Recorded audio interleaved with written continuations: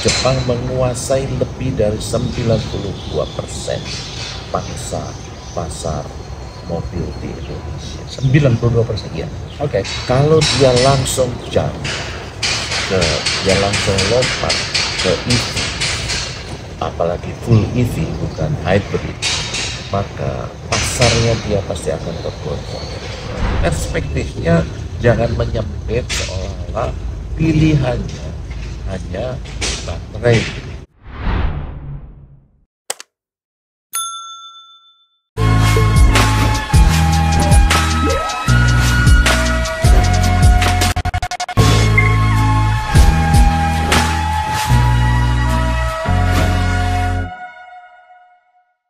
Saya mendapat kehormatan mendatangi atau diundang ke KBRI kita di Tokyo bagian timur. Anda bisa lihat ini gedung bersejarah, dan ini sebenarnya adalah Wisma Indonesia di Tokyo. Dan di samping saya senior saya, orang yang saya hormati, Duta Besar Indonesia untuk Jepang, Bang Heri Ahmadi. Pak Dubes, thank you. Terima kasih Bang Faisal sudah datang jauh-jauh ke sini. Sebelum kita ngobrol yang menyenangkan, saya mau memberi informasi pada pemirsa Akbar Faisal Center. Ini kawasan yang sangat bergengsi di Tokyo, dan ternyata kita punya wisma ini agak luas ya Pak Dubes. 1.700 meter untuk Wisma, 2.400 meter untuk kantor KBRI Yang sedang dibangun. Ya, dibangun ulang Bangun ulang. karena tidak lagi memenuhi standar bangunan Tokyo, terutama untuk tahan gempa. Kecuali sudah tidak memenuhi standar tahan gempa, juga ada standar lingkungan lain, yaitu adanya asbes. Jadi di Jepang sudah sah sekali bangunan tidak boleh asbes. Jadi sebenarnya intinya adalah begitu banyak aturan dan harus dipenuhi. Jadi tidak sembarang membangun di sini.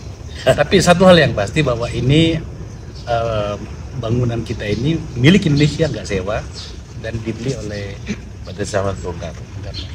Jadi sejak sebelum ada hubungan diplomatik tahun ini adalah 65 tahun hubungan diplomatik Indonesia-Jepang yang dibuka tahun 58. Sebelum tahun 58 kita punya konsulat, sudah punya konsulat perwakilan untuk perundingan itu. Dan kemudian ada deal tahun 58 perjanjian itu, dan Indonesia membuka tidak tanggung-tanggung langsung membeli fasilitas dari KBRI, bukan hanya untuk kantor, untuk dubesnya, tetapi juga sekaligus untuk kantor. Nah, teman-teman nanti bisa diambil gambar putar-putar. Indah sekali, ini kita lagi ada di depan rumah utama gitu. Oke, Anda tahulah bahwa hubungan antara Indonesia dan Jepang itu selalu istimewa.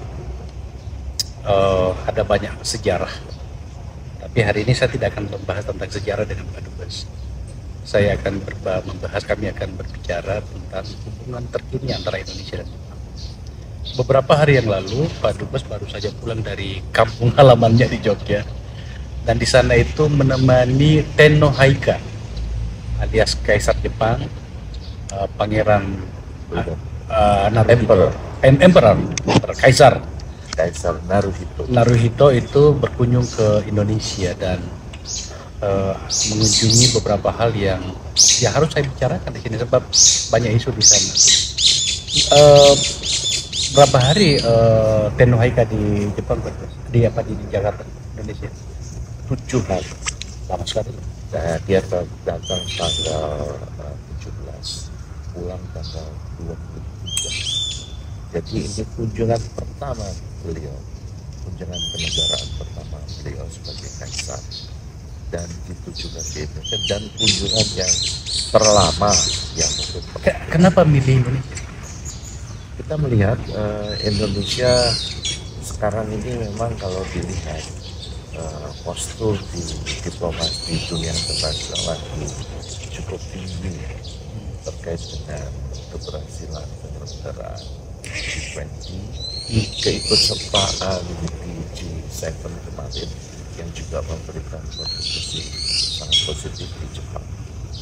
Dan juga kebetulan tahun ini Indonesia juga adalah pemimpin atau ketua Asia, sehingga siapapun akan dengan mudah secara logis kalau Kaisar mau berkunjung, utamanya tentu sejak terakhir kan fokus Jepang memang di Asia, pasti pilihannya ya akan susah keluar dari Indonesia, negeri yang paling besar di ASEAN. Tapi sampai harus 7 hari itu kan menjadi sangat istimewa. Itu ada faktor juga. Kita mengetahui keluarga Kaisar ini bukan hanya Naruhito, tapi juga kakaknya, bapaknya, dan juga adiknya.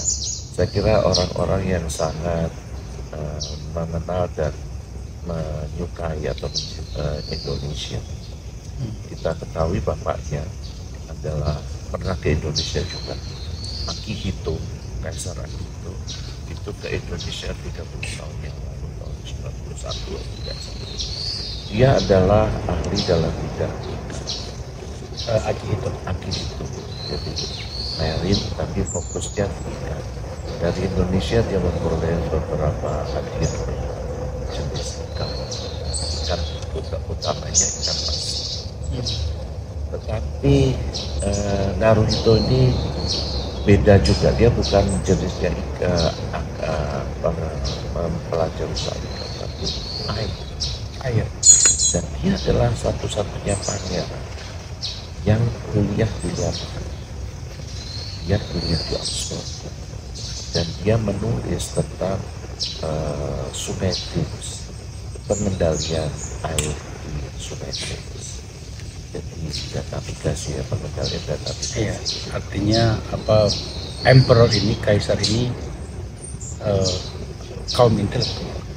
Sejak yang Hirohito, dia kalau dia itu juga marine biologist juga. Akihito marine biologist, dan yang ini yang water. Adiknya yang lebih kasih di sini itu adalah belajar tentang ayam hutan dan ayam kampung di Indonesia. Dan jadi kita nggak kebayang gitu kalau ternyata ada putra mahkota. Sekarang putra mahkota dulu ya pangeran Jepang belajar ayam kampung gitu kan. Tunggu dulu Pak Dubes. Bagaimana bisa ya? Bagaimana struktur kekuasaan dalam hal kekaisaran di Jepang? Kakaknya Pangeran Naruhito sebagai kaisar, emperor, tapi adiknya sebagai putra mahkota, bukan anaknya Naruhito ya?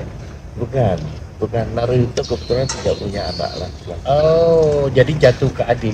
Nah, jadi sekarang urutan kedua adalah adiknya, tetapi nantinya itu akan dari anaknya adiknya yang laki. Kebetulan punya anak laki. Jadi di Jepang juga mungkin masih kuno ya dibanding dengan Inggris yang sudah punya ratu. Ya, perempuan ratu udah lama. Di sini belum boleh. Di sini tradisinya masih berlanjut dan keturunan laki-laki. Dan kalau nggak salah rumahnya orang tua permaisuri Michiko, permaisurinya Akihito. Wah, gitu. Nggak jauh dari sini. Ya, dulu orang tuanya Michiko seperti juga Akihito, seperti juga sekarang ini Naruhito menikahi wanita biasa, bukan dari garis di dalam. Dan rumahnya nggak jauh dari sini. Rumahnya kira-kira 200 meter dari sini, pojok jalan. Rumah itu sudah dibongkar, tetapi dijadikan taman untuk mengenang keluarga Michiko. Saya ingat banget waktu kecil kan ada bando yang namanya disebut Michiko. Bando Michiko. Waktu zaman. Ya. Selalu menarik kalau berbicara tentang struktur sosial dan keningratan di Jepang. Saya sejak dari kecil membacanya. Tadi sudah kita mulai dengan. Saya masuk pada karakter Akbar Faisal Uncensored tentang politik. Eh, Kalau sudah ngomong politik nih kayaknya harus bilang Pak Dubes, Anda tahu kami belajar bagaimana menghadapi kekuasaan dari beliau. Sejujurnya saya belajar berdemo dan segala macam itu dari beliau. Beliau adalah aktivis sebenarnya dari ITB seangkatan dengan para jagoan di masa itu gitu. Dan kami belajar di situ. Pak Dubes, di Indonesia hari-hari ini ada banyak isu yang berhubungan dengan Jepang. Kemarin waktu ke Indonesia, Emperor Kaisar Naruhito itu berkunjung ke salah satu proyek yang sampai hari ini masih debatable, bukan debatable, dibicarakan dengan sangat keras. Dalam hal ini adalah kereta cepat ya, Jakarta Bandung. Tidak. Naruto tidak mengunjungi proyek. Tidak mengunjungi. Yang dikunjungi adalah MRT. MRT yang di Jakarta itu. Depo MRT di yang bekas lapangan sepak bola. Ya, depo MRT di Jakarta Selatan. Sini. Ya. Di Jakarta Selatan. Ya. Lapangan Lebak Bulus. Lebak Bulus. Lebak Bulus. Oke. Depo MRT Lebak Bulus. Ya. Oke. Kenapa sampai saya ingin membahas soal MRT apa bukan kereta cepat? Saya kami pengen tahu bagaimana sih respon dari pemerintah Jepang menyangkut dengan itu. Mohon maaf Pak Dubes, betul-betul ini mengambil porsi pembicaraan di Jakarta bahwa kereta cepat itu dilakukan apa sih visibility study-nya oleh Jepang, tapi sekarang dilakukan atau dibangun oleh China, dan kemudian begitu banyak pihak yang berbicara soal itu. Bagaimana respon pemerintah Jepang? Saya yang merasakan di sini hampir 3 tahun, sudah 2,5 tahun. Setiap kali ada diskusi, ada perundingan, tiba-tiba nanti bisa saja muncul persoalan. Sehingga artinya apapun kejadian itu mengurangi tingkat kepercayaan dari pemerintah Jepang tentang kesungguhan dari pemerintah Indonesia memegang komitmen. Justru itu saya kira bagi saya Steve, itu adalah tantangan saya sebagai duta besar. Tentu bertahap saya berusaha meyakinkan supaya investasi kita Jepang di Indonesia juga tidak turun, perdagangan juga baik, dan proyek-proyek baru juga terus bisa diturunkan. Saya kira ya ada juga hasilnya. Artinya proyek-proyek Jepang di Indonesia ya tidak banyak turun, sekalipun ada kekecewaan. Namun yang terakhir ini tentu saja orang Jepang juga tahu kalau di proyek MRT, di proyek kereta cepat itu ada pembengkakan biaya yang sangat besar. Ya.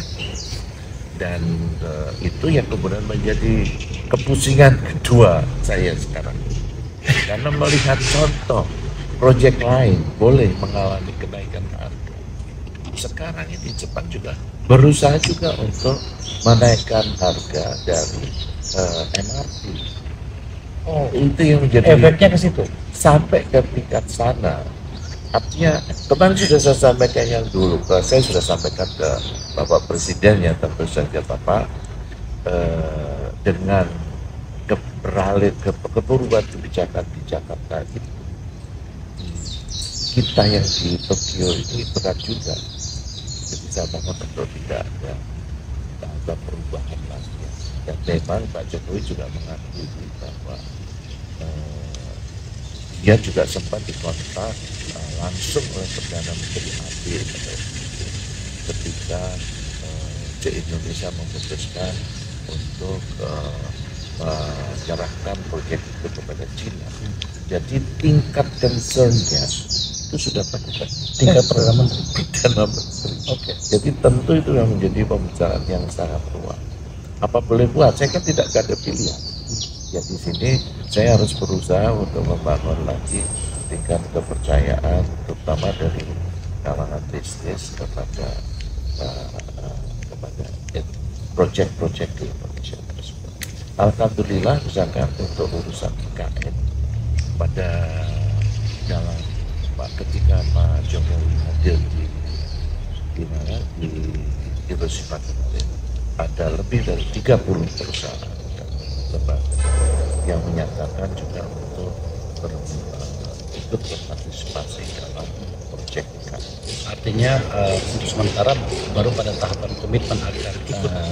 Sudah ada pembicaraan yang sudah sangat serius, dan tanggal 3 nanti akan melakukan peninjauan di lapangan juga. Yang sudah meninjau lapangan sudah ada 20-an, tetapi nanti yang kebetulan waktu saya kemarin di Indonesia bertemu juga dengan Menteri PU dan satu perusahaan yang nanti sudah jadi kejadian untuk melakukan peninjauan di lapangan yang lebih persis.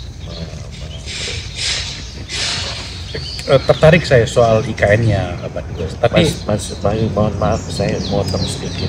Menurut saya, tadi saya sampaikan memang ada tantangan, tetapi peristiwa di Hiroshima kemarin, hadirnya sekian banyak pengusaha ketemu presiden di Hiroshima itu sudah mulailah memulihkan harapan kembali kepada minat Jepang untuk kembali.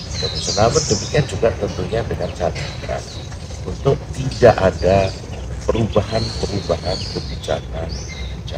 Itu yang saya maksud, Pak Dubes. Tentu saja Jepang akan selalu berada dalam hati kita Indonesia. Investasi Jepang di Indonesia itu bahkan jauh hari sebelum negara-negara lain. Tetapi pada saat yang sama juga Jepang tidak bisa mengabaikan Indonesia. Kira-kira bahasanya seperti itu. Cuman pada peristiwa kereta cepat itu, feeling politik saya bahwa ternyata terbukti ya, mendapat concern dan sampai pada tingkat Perdana Menteri. Yang kita pengen tahu itu sebenarnya lebih detailnya, bagi Jepang apa yang bisa mereka pahami dari penyerahan perpindahan proyek itu dari tangan mereka ke pemerintah China. Apa yang mereka pahami? Saya kira pertama, Jepang dalam merintis satu proyek itu selalu sangat berhati-hati dan melalui sejumlah tahapan. Dan sangat berhati-hati dalam setiap tahapan. Pada tahap awal itu swasta Jepang akan dibantu oleh badan pemerintah untuk melakukan kajian, baik kajian awal sampai dengan bisa juga sampai feasibility study. Sebenarnya kereta cepat itu hanya satu bagian saja dari satu program antara pemerintah Jepang yang didukung oleh JICA bersama dengan Bappenas dan beberapa kementerian, utamanya Kementerian Perhubungan, yaitu untuk mengembangkan integrated transportation dari Jakarta yang disebutnya sebagai koridor Jakarta-Bandung. Mengapa koridor Jakarta-Bandung itu sangat penting? Karena dalam koridor Jakarta-Bandung inilah investasinya Jepang banyak sekali terutama di wilayah Karawang sampai dengan masuk atas dan ke depan. Prospeknya adalah menuju industri-industri maju di daerah Bandung. Itu yang kira-kira mereka bayangkan, karena mereka juga Jepang tahu lah pusat-pusat pendidikan itu segala macam itu ada di Bandung. Dalam konteks pembangunan ini, kecuali kereta api, ada juga studi tentang multiple airport untuk Jakarta, karena di semua ibu kota negara besar seperti Jakarta tidak mungkin hanya ada satu airport. Moskow ada 3, Washington DC ada 3, mana-mana kota besar seperti ini tidak mungkin ada airport. Jadi sudah dirancang ada airport juga di sekitar Karawang yang tentunya akan dilewati oleh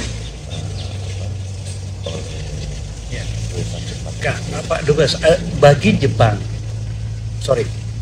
biasanya masyarakat pengen tahu tentang fashion.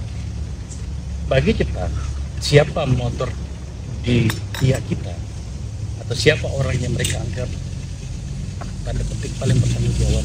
Kenapa sampai hilang proyek ini dari tangan mereka ke pemerintah China? Saya pikir mereka juga mengetahui bahwa pengambilan keputusan itu tidak hanya pada satu orang. Oke.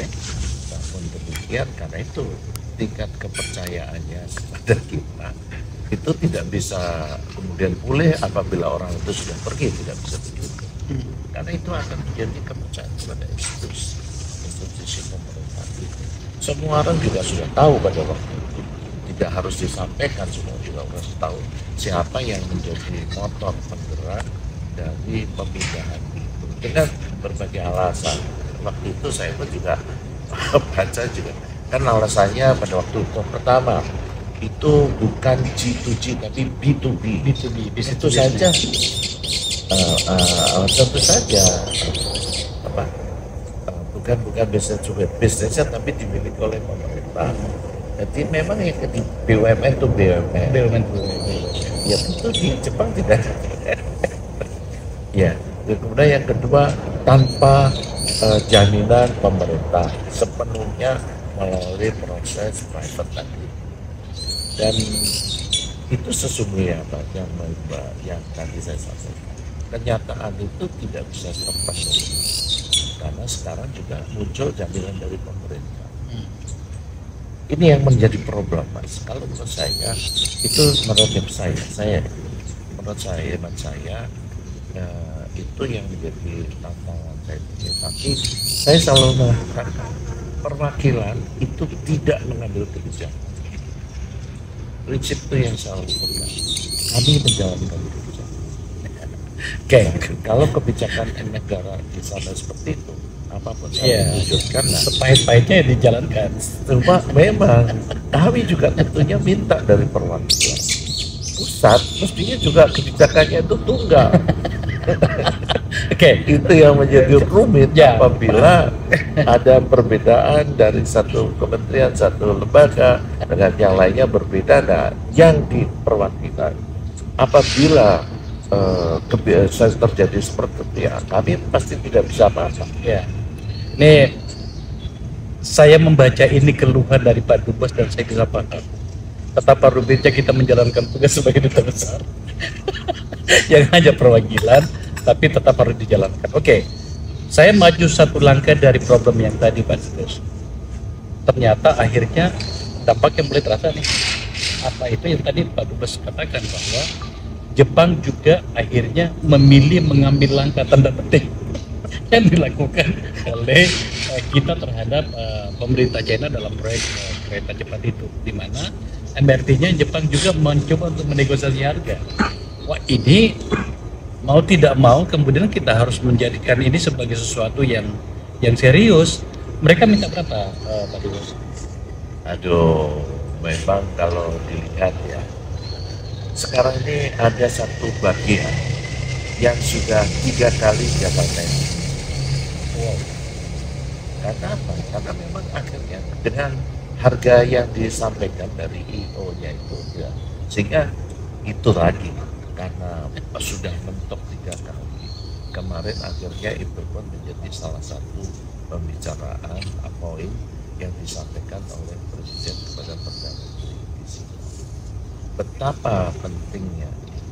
Jadi saya menghargai Jepang itu sangat merespon baik juga dengan permintaan Presiden untuk supaya segera bisa diselesaikan hal-hal yang terkait dengan kemacetan atau perlambatan proses di dalam. Coba dulu, ini MRT yang mana ini Pak Dubes? Kan sudah selesai satu, tahap 2 ya, dari yang dari HI sekarang sudah mulai dari HI ke selatan, ke utara ya, ke apa itu?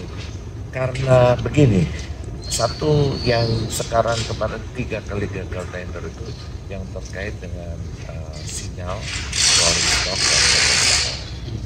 Tetapi juga konstruksi itunya juga memang di utara itu lebih mahal. Dan sudah 3 kali gagal tender. Itu yang barang yang untuk rolling stock dan beberapa alat sebenarnya. Tapi sekarang sudah perundingan sudah dimulai lagi dan insya Allah mungkin dalam bulan depan ini akan sudah. Kemarin saya di Jakarta sudah bertemu beberapa pihak, termasuk saya sudah bertemu ke MRT-nya di Jepang. Tentu saya juga ketemu Menteri Perhubungan. Satu pihak perusahaan Jepang sudah mengatakan komitmennya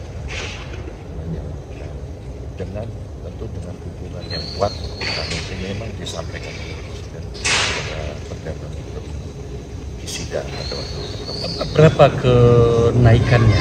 Nggak nyaman saya menyebut kenaikan. Tidak disebut angka, tetapi intinya memang ada kenaikan yang agak lumayan besar.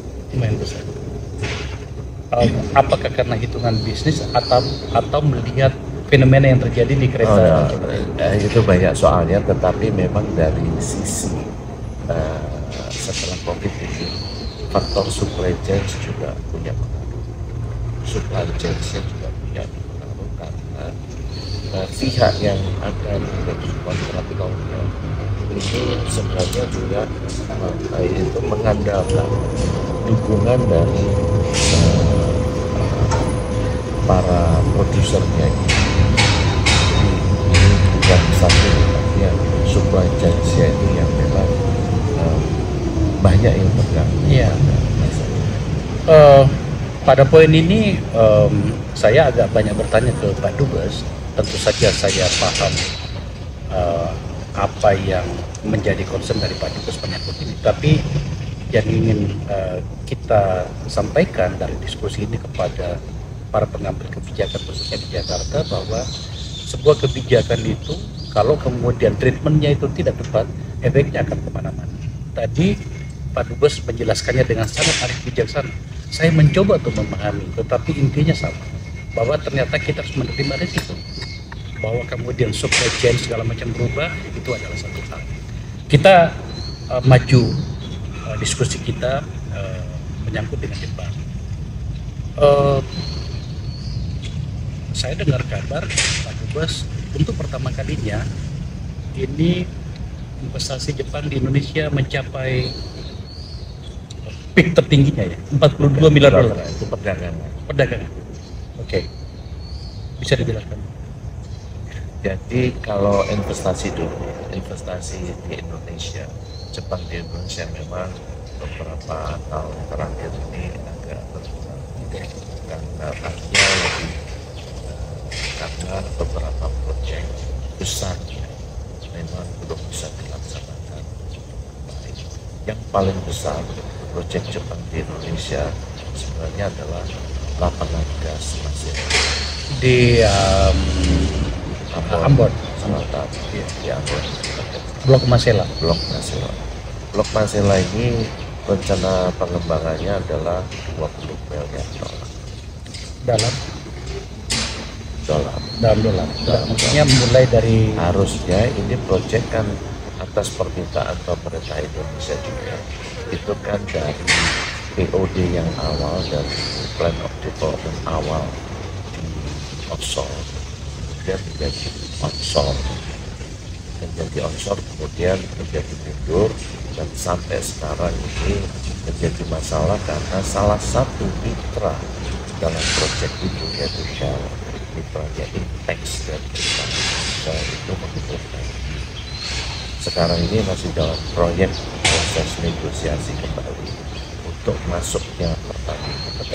Presiden telah menyetujui masuknya Pertamina dan persiapan untuk pelaksanaan proyek sedang dilaksanakan. Namun demikian, karena adanya kebijakan baru tentang karbon, bebas karbon, maka akan ada penambahan unit yang disebut carbon capture storage, dan itu tentu memperlambat biaya. Ini proyek besar. Kita ada proyek di Bintuni yang sebenarnya sudah disetujui pada waktu itu oleh industri, tapi kemudian sampai sekarang masih tergantung karena adanya beberapa perubahan Ya, kebijakan. di Papua, Bintuni maksudnya. Itu 2 proyek yang pada hemat saya cukup besar. Jadi totalnya berapa? Di sana sekitar 5 miliar dolar. Jadi kalau kita gabungkan sekitar 25 sampai 30 Ya, dolar. Itu yang di situ. Tapi tentu proyek yang sudah berjalan itu ya, apa itu? Ya, smelter, ada perluasan smelter yang Mitsubishi atau yang di mana? Gresik, nanti ada yang juga. Oke, tetapi tahun kemarin itu setelah pandemi lewat, ternyata ekspor Indonesia ke Jepang memang melonjak sekali, melampaui perdagangan kita Jepang itu melampaui nilai tahun-tahun sebelum pandemi, bahkan bisa dikatakan mencatat tertinggi sepanjang sejarah perdagangan Indonesia. Dan kita dalam posisi surplus. Ya, dalam posisi surplus. Kita totalnya mencapai angka 42 miliar dolar. 42. Dan dengan sisi impor kita sekitar 19, jadi kira-kira kita surplus 3 miliar 4 miliar dolar. Sudah Ya. Saya kira untuk dengan Jepang itu ya terbesar. Jepang kan ya, tapi tentu masih di bawah dengan Cina. Ya, dengan Cina kita besar. Ya, makanya saya masuk pada poin yang agak krusial di Indonesia dalam hal otomotif. Ya, Pak Dubes, apakah kita keliru kalau beranggapan bahwa Jepang, di mana kita sebagai konsumen utama kendaraan atau mobil atau produk otomotif dari Jepang itu terlambat bereaksi untuk pasar Indonesia menyangkut dengan mobil listrik? Karena hari ini kelihatannya Korea menjadi sangat agresif, termasuk dengan Cina. Kalau kita harus menyebut merek itu, dari Cina itu ada Wuling, ya kan, yang sangat populer dengan mobil kecilnya, murah meriah itu. Dan kalau dari Korea itu ada Hyundai. Apakah kita keliru memahami? Pada hemat saya, Jepang seperti tadi di bidang lain juga memiliki tahapan-tahapan yang cepat dan juga sangat hati-hati. Kita lihat posisi dulu awal. Jepang adalah Jepang menguasai lebih dari 92% pasar mobil di Indonesia. 92%. Ya. Oke. Kalau dia langsung dia langsung lompat ke EV, apalagi full EV bukan hybrid, maka pasarnya dia pasti akan tergoncang. Pasarnya dia, jaringan supply chain-nya dia juga akan tergoncang. Rantai pasok dia secara keseluruhan di Indonesia, dan itu pasti akan mengganggu industrinya. Nah, yang dilakukan Jepang sekarang ini saya kira memahami benar langkah untuk secara bertahap itu mempersiapkan EV dengan sebaik-baik dengan melalui tahapan HEV-nya dulu, hybrid EV. Dan untuk itu saya kira pertama yang saya lihat sangat cermat berhitung adalah Toyota. Pada waktu bertemu Presiden Jokowi di Osaka waktu G7 3-4 tahunnya lalu barangkali, itu Toyoda almarhum pimpinan dari Toyota itu menyampaikan rencana untuk investasi di Indonesia sampai dengan 2024 itu sebanyak 2 miliar dolar untuk persiapan besar. Tapi pada tahun lalu ketika bertemu dengan Presiden, dia menyampaikan dia akan menambah 1 miliar dolar sampai tahun 2024. Artinya dia sudah punya rencana yang sangat hati-hati, menunggu kesiapan seluruh infrastruktur untuk listrik itu ada, dia bersiap ke sana. Dan sekarang kita sudah tahu bahkan Kijang hybrid pun sudah Toyota belum sampai ke sudah dijual. Kijang hybrid. Maksudnya Fortuner hybrid. Kijang namanya Zenith. Oh, namanya Zenith, dan itu sudah harus ngantri. Sekarang sudah harus ngantri dengan mesin yang saya minta anak saya untuk mengecek bagaimana. Mesinnya menggunakan mesin yang kira-kira serupa dengan mesin yang dipasang di Lexus Hybrid. saya pesan ada satu produk apa namanya? BZ4X. Toyota itu? Hah? BZ4X. BZ4X itu. 4X. Disuruh ngantri 2 tahun.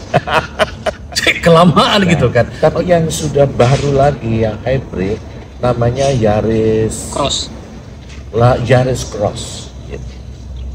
Jadi mereka sekarang ini saya mengikuti, tentu saya karena itu pembicaraan 2 tahun lalu dan sekarang sudah mulai hasilnya. Di Indonesia mulai membanjir mobil-mobil hybrid Toyota. Tetapi saya sempat ketemu sebelum tahun lalu, sebelum Toyota ketemu Pak Jokowi, saya sempat ketemu di dulu bersama dengan Menteri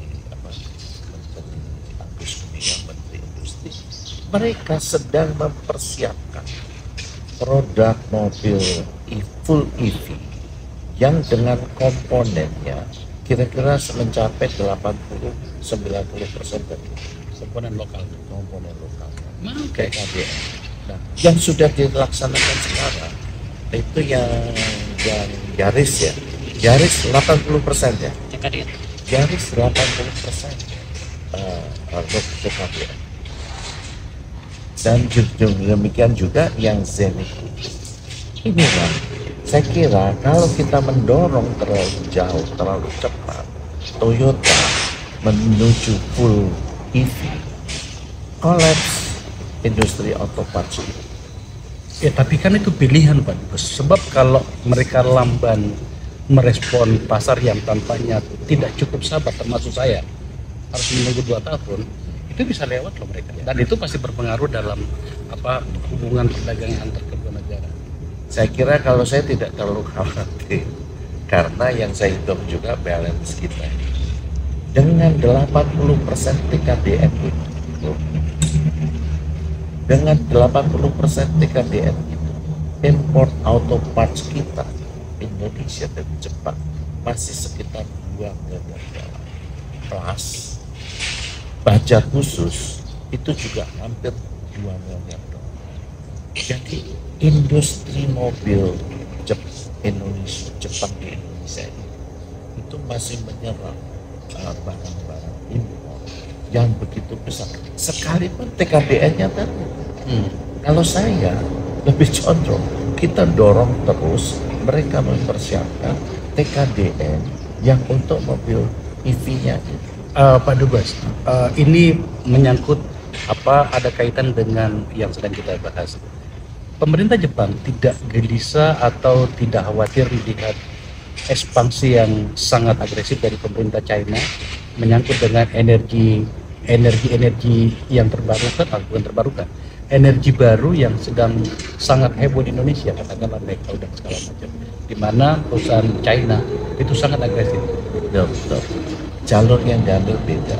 Oke. Pasti mereka Indonesia dan Jepang kebetulan salah satu perjanjian yang awal ditandatangani ketika saya menjadi duta besar di sini adalah perjanjian tentang transisi energi. Indonesia dan Jepang sudah menandatangani perjanjian transisi energi yang sudah dirundingkan sejak saya datang 2001 dan tapi baru bisa ditangani pada awal tahun lalu. Kemudian itu dilanjutkan pada di Bali pada waktu G20, Presiden Jokowi dan Perdana Menteri China bersepakat untuk meluncurkan AZ, Asia Zero Emission Community, dan hingga bulan Maret yang kemarin itu sudah di-launching. Pertemuan Menteri pertama ASEAN sudah dilakukan. Lalu itu sama, kita dan Jepang memiliki kerangka seperti tadi. Jepang sama, maksud saya juga Indonesia juga harus sangat hati-hati menempuh bahan. Tapi teknologi baterai itu bukan satu-satunya di dalam transisi energi. Ada banyak lagi teknologi. yang memang harus kita kembangkan. Salah satu kekayaan besar kita dalam transisi energi itu adalah misalnya geothermal memiliki potensi yang sangat besar, Dan Jepang sudah sampai pada tahap pengembangan itu. kita sudah di mana-mana Bandung dan perusahaan Jepang. Di Sarula itu perusahaan Jepang, di mana-mana di Indonesia. Di Jepang sendiri, Patuha juga. ya, di Jepang sendiri tidak terlalu dikembangkan, itu kan masih proses masyarakat. Karena geothermalnya dipakai lebih banyak untuk tenaganya untuk onsen. Jadi gitu mas, perspektifnya jangan menyempit seolah-olah pilihannya hanya baterai. Jepang juga berkembang mengembangkan menggunakan hidrogen. Penggunaan hidrogen ini yang sudah masuk juga dalam kerjasama kita di dalam program kerjasama energy transition itu, antara lain beberapa realisasi Mitsubishi Heavy Industry itu sudah bekerjasama dengan ITB dan lembaga riset di Indonesia bawahnya Kementerian SDM sekarang untuk mengembangkan dalam aspek Ini menarik nih penjelasan Pak Dubes ini. Awalnya saya berpikir bahwa Jepang ketinggalan karena di memori kita, termasuk saya orang Jakarta ini, itu nikel dan dalam hal ini baterai, yang pengembangan dari produk nikel itu adalah mungkin bukan satu-satunya tapi lebih fokus ke situ. Ternyata Jepang sudah lebih dari situ mulai memikirkannya masuk pada hidrogen dan segala macam. dan jangan salah kalau dipikirkan Jepang tidak memikirkan dalam baterai. Jepang sekarang di Amerika membangun pusat produksi dengan segala macam mata rantainya baterai di Amerika yang sangat besar. Tapi kan materialnya ada di Indonesia, ada. Nikel bukan satu-satunya dari negara kedua terbesar produsen nikel adalah Mereka sekarang lagi fokus ke jadi mereka juga bisa berjual. Nah, ini bedanya pendekatan soal nikel antara Jepang dan yang lain. Jepang itu tidak tertarik di Indonesia memproduksi ferronikel, tidak tertarik. Yang mereka lebih tertarik adalah langsung ke nickel bed, yang teknologinya di Indonesia sudah ada juga dari Sumitomo. Sumitomo punya juga dua pabrik mesin yang menggunakan teknologinya, tapi di Indonesia juga punya yang lebih paling. Tapi nikel murni yang dengan chemical grade sebenarnya yang akan mempunyai nilai tambah berpuluh kali lipat ketimbang untuk dijadikan jadi apa? Karena pemanfaatan nikel dan penggunaannya tapi juga untuk yang lain. kita dapat Nilai tambah ini yang bagaimana saya kita harus kejar juga. Balik lagi dalam pengertian hemat saya dalam energy transition, dalam transisi energi, kita hanya jangan terfokus pada satu hal, baterai ya. Dalam hal yang lainnya juga yang ekspor kita ke Jepang meningkat sangat besar adalah biogas. Dari 5 tahun lalu hanya sekitar 50 juta ton, sekarang tahun kemarin 360 juta ton. sebuah angka yang lumayan. Jadi pemirsa, kita sudah dapat jawaban kenapa tampaknya Jepang santai-santai saja melihat agresivitas Cina dalam hal penguasaan dan atau industri nikel di Indonesia yang pada beberapa bagian itu berdampak secara sosial. Kita tinggal ke nikel. Pertanyaan terakhir untuk Pak Dubes. Ini podcast politik ini, Abangda. Apa yang dipikirkan oleh orang-orang Jepang, terkhusus governmentnya, menyangkut dengan perpindahan kekuasaan di Indonesia? Karena kita sudah sejak dari awal bicara tadi betapa pentingnya Indonesia bagi Jepang, dan saya yakin juga sebaliknya. Nah, 2024 Februari bahkan sudah sampai sekarang, ini sudah heboh nih. Bagaimana respon pemerintah Jepang menyangkut perpindahan kekuasaan di Jakarta? Salah satu beberapa kesamaan antara Indonesia dan Jepang.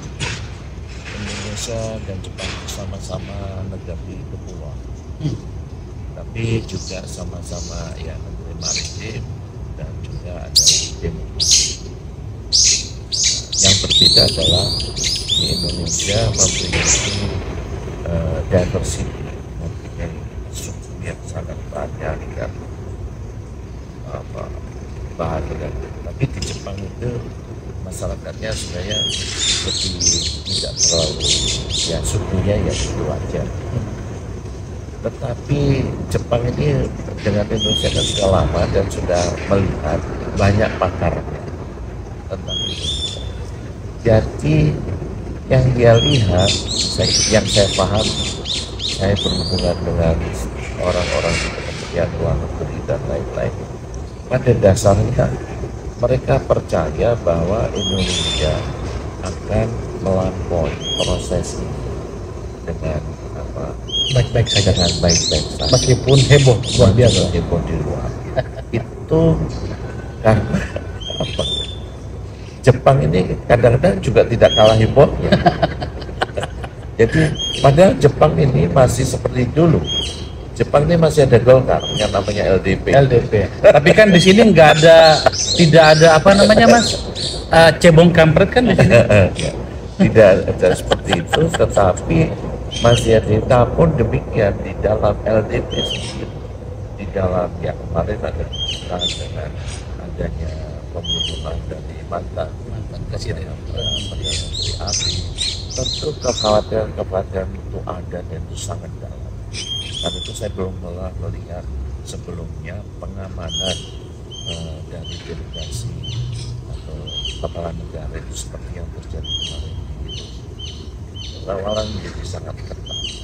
Artinya dia melihat mengamati Indonesia dengan sangat cermat dan mereka mendengar pendapat banyak lagi yang orang Indonesia dan dia melihat juga tentunya ada komponen-komponen yang memang bisa cukup menjamin stabilitas politik secara positif. Ada pertanyaan yang Pak Dubes boleh jawab boleh tidak, tapi begitulah penonton kita di Indonesia.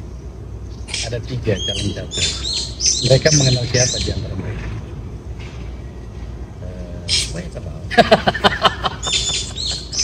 Oke. Saya kenal, mereka semuanya kenal. Tentu Pak Prabowo sangat dikenal karena memang dia sudah datang ke sini sebagai delegasi. Dia bertemu dengan baik Perdana Menteri maupun juga dengan Menteri. Itu tentu memang. Yang kedua Anies Baswedan. Tentu Anies Baswedan itu udah beberapa kali ke sini juga. Dan terakhir sebelum mundur dari gubernur dan sudah ramai sebagai calon presiden juga datang ke Jepang, bukan hanya diterima oleh gubernur tapi juga diterima oleh Menteri Luar Negeri dan juga Perdana Menteri. Jadi tentu dikenal. Ganjar saya kira semua ada juga utusan dari Jepang yang sudah bertemu Ganjar di Semarang. Jadi sudah didatangi juga.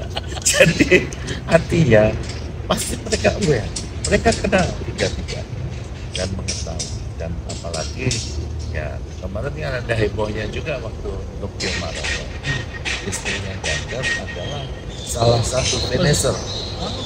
Ya finish ikut maraton Tokyo. Jadi apa? Saya kira ketiga-tiga ini dikenal dan pasti sudah masuk di dalam para radar politiknya itu sudah mulai terbaca ya. Sudah ya sampai dengan ada orang yang sudah sampai ke Semarang kan ya pastinya sudah dilihat semuanya. Saya nggak tahu siapa yang kirim ke Semarang kira-kira. Ya, pasti kalau KBRI pasti nggak punya dana untuk yang terakhir diabaikan saja. Itu bukan pembicaraan kita. Pak Dubes, terima kasih. Terima kasih. Kita jangan bahas Wapres dulu sebab semuanya masih pada pusing di Jakarta. Alhamdulillah Wapres kita sedang aja tidak di Jakarta. Tiga-tiganya sudah mendarat di dua. Dua. Calon kayak hari ini sudah berangkat semua. Saya dengar sudah berangkat semua. Jadi kami membahas segala macam dari Tokyo Timur ini. Tetapi tadi seperti yang saya sampaikan, untuk soal wakil presiden calon maksud saya, itu kita abaikan dulu sebab nggak ada. Atau masuk podcast berikutnya. Tapi Bang begini sebenarnya, saya agak bingung. Ini ada tulisannya Bang Todung, bagus di Kompas malah dia nulis, apa sih yang kita ributkan dari Cawapres? Lawang selama ini cuma hanya pelengkap penderita, tapi hebohnya minta ampun. Tapi itu bukan sudah Kalau masih dubes nggak boleh ngomong gitu ya. Bang Todung, itu boleh bicara karena abang sudah bukan dubes lagi. Sekali lagi Pak Dubes, Terima kasih. abang terima kasih.